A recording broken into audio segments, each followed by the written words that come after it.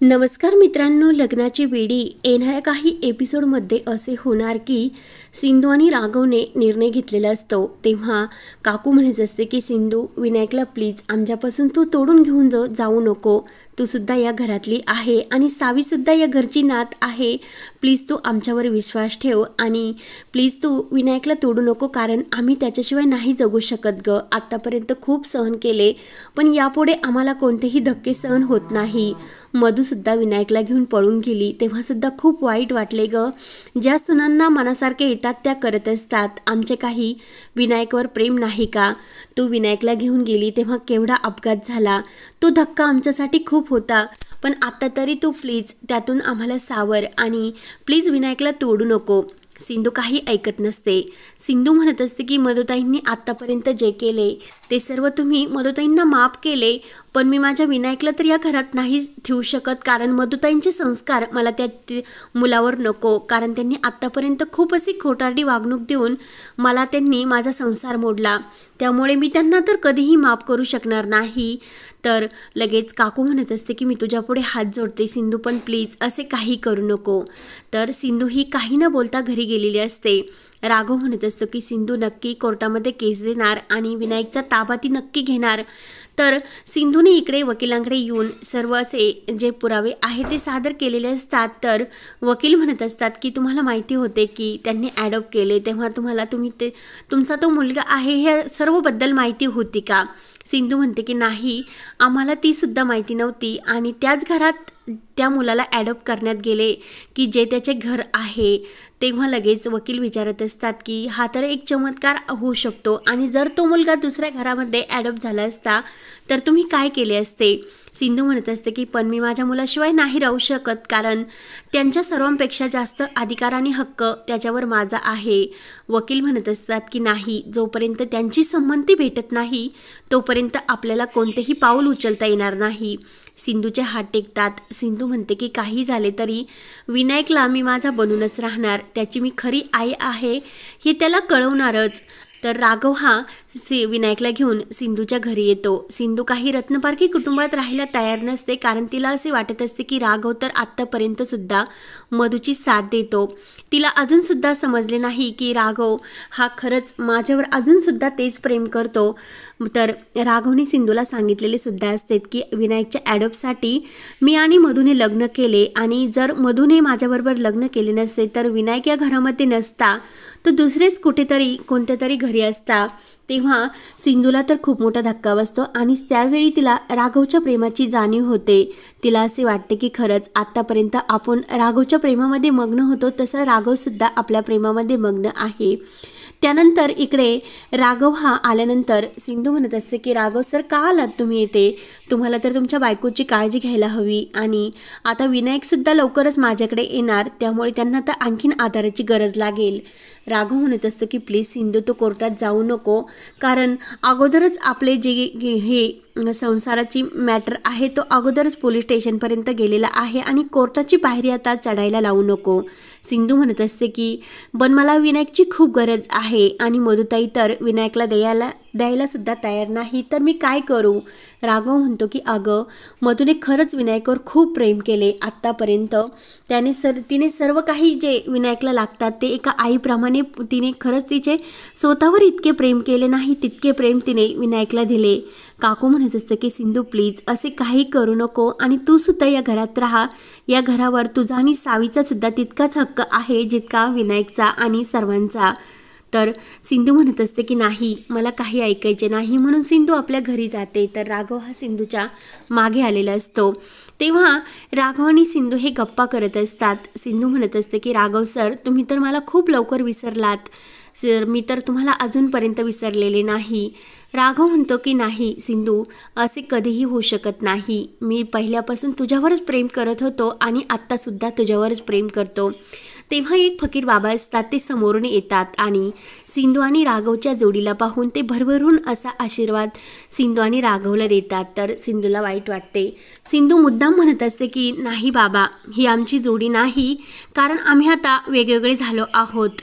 तर सिंधू थोडीशी बाजूला जाते तर राघव त्या फकीर बाबाला काही पैसे देतो आणि फकीर बाबा म्हणत असतात की माणसाने कितीही मानले किंवा नाही मानले पण जोड्या आणि नवरा बायकोचं नातं हे देवाच्या घरून घडून आलेलं असतं आणि शेवटी ते शेवटपर्यंत कसं टिकवायचं हे देवाच्या हातात असतं.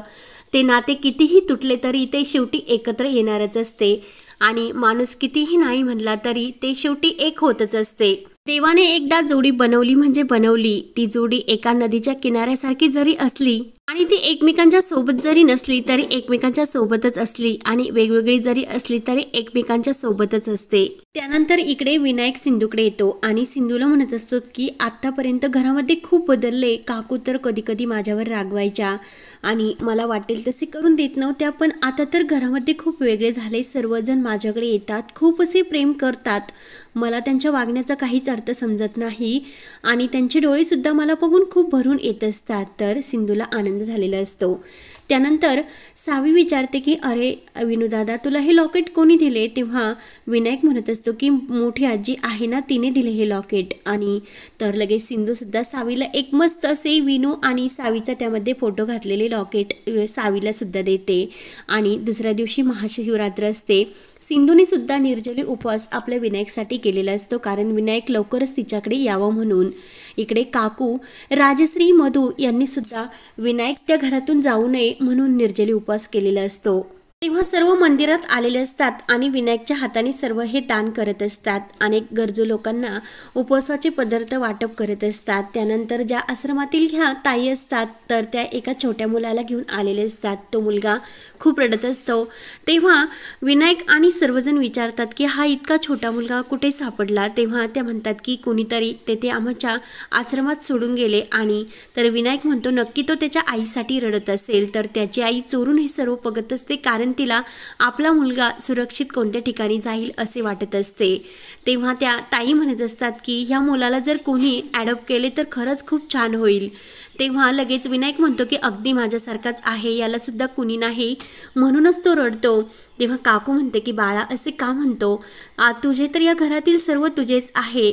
तेव्हा मात्र विनायकला वाईट वाटत असते आणि सिंधू आणि सावीसुद्धा लगेच तयार होऊन तिथे मंदिरात आलेले असतात. तर तेव्हा सिंधूसुद्धा ही सावीसोबत आलेली असते आणि सिंधू प्रसाद घेण्यासाठी बाजूला जाते. तर सावी विनायकला बघून खूप खुश होते आणि विनायकसुद्धा मधूचा हात सोडतो आणि सावीला प्रेमाने मिठी मारतो. तेव्हा सावी म्हणते की विनूदादा हे बघ, आईने मला आपल्या दोघांच्या फोटो असलेले एक छान असे हे सोन्याची चैन दिली. तेव्हा विनायक ती बघतो आणि खूप खुश होतो. तेव्हा सावीला विचारतो की सिंधू आंटीने तुला अशी चैन का दिली? तेव्हा सावी म्हणत असते की अरे तुझी जर आठवण आली तर हा फोटो बघून मला तुझी आठवण येईल आणि मग माझ्या मनाला समाधान वाटेल यासाठी. तेव्हा लगेच ती बाई जी असते तिने आपला मुलगा तेथे सोडलेला असतो. तेव्हा ती बाई लगेच त्या अनाथ आश्रमातील ताई असतात त्यांच्या हातातून तो मुलगा हिसकावून घेते आणि तेथून पळत असते. तेव्हा मात्र राघव तिला पकडतो आणि हा तुमचा मुलगा आहे हे कशावरून ते तुम्ही सिद्ध करून दाखवा. सिंधू म्हणत असते की एक मिनिट, तुम्ही सख्या आईवर असा आरोप करू शकत नाही आणि ती त्या मुलाची सख्खी आईच असणार. तेव्हा सिंधू त्या मुलाला घेते आणि तिच्या कुशीमध्ये देते. तेव्हा मात्र तो मुलगा आईच्या कुशीमध्ये असताना रडायचा थांबतो. तेव्हा सिंधू म्हणत असते की हीच या मुलाची सख्खी आई असणार. तेव्हा मात्र ती जी बाई असते ती लगेच सिंधूचे आभार मानते की आज मला तुमच्यामुळे माझा मुलगा मिळाला. राघव विचारतो की तुम्ही मुलाला असे सोडून का गेला होतात? तेव्हा ती बाई सांगत असते की खरंच मी एकटीच आहे आणि एकटी मी या मुलाचा सांभाळ करू शकत नव्हते, म्हणून मी त्याला इथे व्यवस्थित अनाथ आश्रमामध्ये पोहोच करण्यासाठी आले होते. तेव्हा राघव म्हणत असतो की एकटी बाईसुद्धा सर्व काही व्यवस्थित हँडल करू शकते आणि असा जी प्रसंग आहे तो माझ्या डोळ्यांनी मी अनुभवतो. तेव्हा राघव सिंधूकडे बघत असतो. तेव्हा सिंधूला वाटतं राघवचे आभार मानते. त्यानंतर इकडे सिंधू सावी पूजेला बसलेले असतात आणि ते आपले जे पुजारी काका असतात त्यांना म्हणत असतात की मला माझ्या सावी आणि विनायक या दोन्ही मुलांची पूजा एकत्र करायची. त्यानंतर इकडे दुसरीकडे रत्नपारखी फॅमिलीसुद्धा शेजारीच बसलेली असते आणि त्यांनी विनायकच्या नावाची पूजा ठेवलेली असते. तेव्हा लगेच ते सिंधूचे पुजारी म्हणत असतात की जेव्हा फॅमिली सोबत असेल आणि ज्या मुलाची पूजा तुम्हाला करायची असेल तर तो मुलगा तुमच्या सोबत असेल तर ही पूजा सफल होईल. तेव्हा मात्र सावी उठते आणि राघवला म्हणते की बाबा तुम्ही चला आणि विनायक तू सुद्धा चल, आपले कुटुंब येतेच आहे. आणि आमचे पुजारी काका सांगतात की जोपर्यंत कुटुंब एकत्र येत नाही तोपर्यंत ही पूजा होऊ शकत नाही. तर राघव उठतो आणि मधू आणि रत्नपारखी कुटुंबाला तर खूप वाईट वाटते. विनायक सुद्धा उठतो आणि सर्वांच्या नाकावर टिचून सिंधू, राघव, सावी आणि विनायक यांची देवबाप्पाच्या महाशिवरात्रीच्या दिवशी एकत्र पूजा झालेली असते. तेव्हा मात्र सर्वांना पुजारी काका हे भरभरून आशीर्वाद देतात आणि खऱ्या अर्थाने सर्वजण कुटुंब एकत्र आलेले असतात. तर आता पुढे काय होते, सिंधूला विनायकचा हक्क कसा मिळतो ते पाहण्यासाठी आपल्या चॅनलला नक्की सबस्क्राईब करत रहा. धन्यवाद.